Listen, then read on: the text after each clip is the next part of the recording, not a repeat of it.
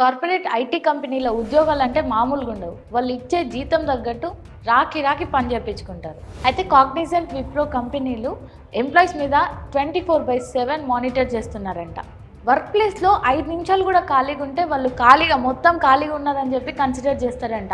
అట్లాంటి టాక్ వినిపిస్తుంది. కొంచెం సేపు కీబోర్డు మౌజ్ టచ్ చేయకుండా ఉంటే వాళ్ళు మొత్తం పనే చేయట్లేదు అంటారంట.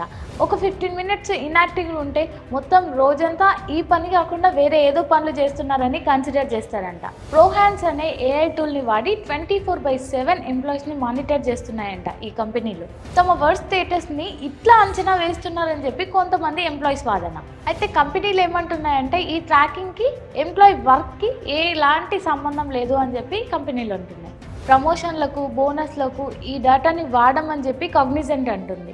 మరోవైపు ఎంప్లాయీస్ పర్మిషన్ ఈ టూల్ని వాడడానికి మేము ఖచ్చితంగా తీసుకుంటామని చెప్పి విప్రో అంటుంది. అయితే ఎంప్లాయీస్ ఏమంటున్నారంటే లేదు, ఈ రూల్ మస్ట్ ఉంది అని చెప్పి చెప్తున్నారు. ఇప్పటికీ ఏ కారణంగా కింద మీద అవుతున్నారు ఉద్యోగులు.